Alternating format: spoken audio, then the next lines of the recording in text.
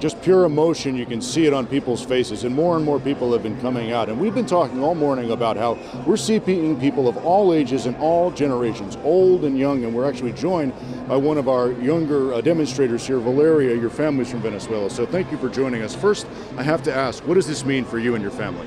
To me, to us, this means everything. Since the moment I was born, we have been living under an abusive dictatorship.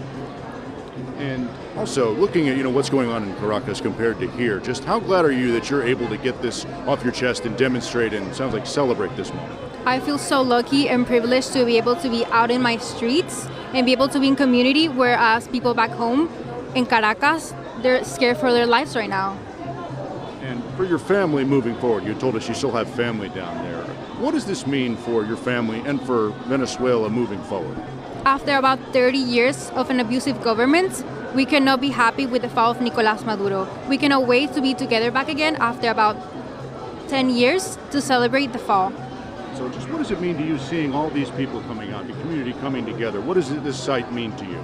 Yeah, after years without any good news regarding our country, this feels like the light at the end of the tunnel. Thank you so much. We really do appreciate it here. And again, people are chanting freedom here. It is, again, a very different scene here in South Florida compared to what you are seeing in Venezuela. More and more people keep coming here to El Arrepazo here in Doral. They're saying this is a day of freedom for them. And for many of the people here, Ted and Betty, this is the most free that they've felt in decades.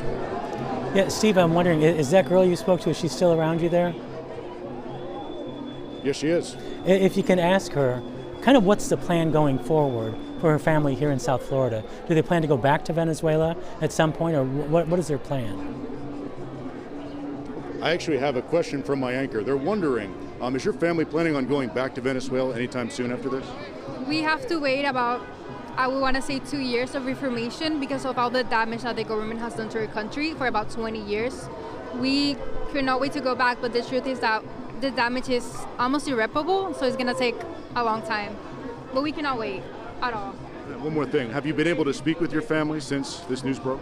I have not. There seems to be a national blackout that we're very concerned with. But however, like I said, this is the light at the end of the tunnel. They're right now in the darkness. This is the light. Finish up. What does it mean for young people? How important is it for them to know their history and to come out here and to demonstrate, seeing how historic of a day this is for Venezuela?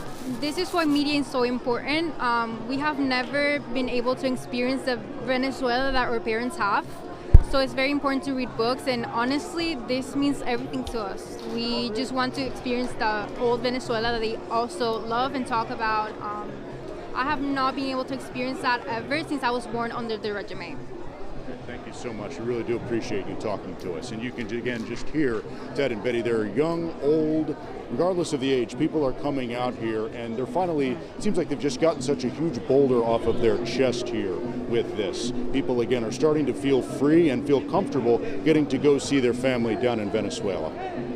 Yeah, it's the initial celebration, but I have to ask you, is anyone talking about the future as to what is going to happen with the government? What are they feeling about the possible unrest within the country and where it's going to go forward with any type of leadership?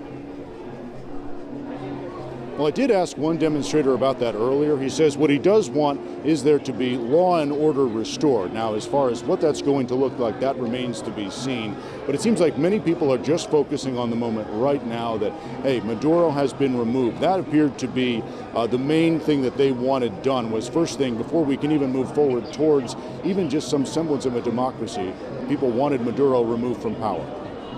So for them, are you feeling the sense that this was more political from their thoughts and less about the drugs that the president was talking about or even the oil that critics are talking about?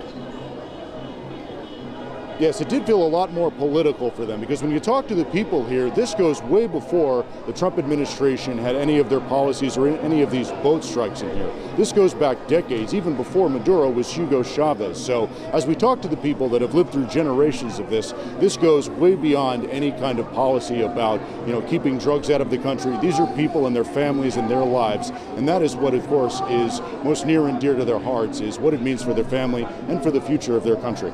It's definitely a very excited crowd behind you. We can hear them still. They've been chanting for hours, it seems, Steve. And of course, we'll be checking in with you throughout the morning. Thank you.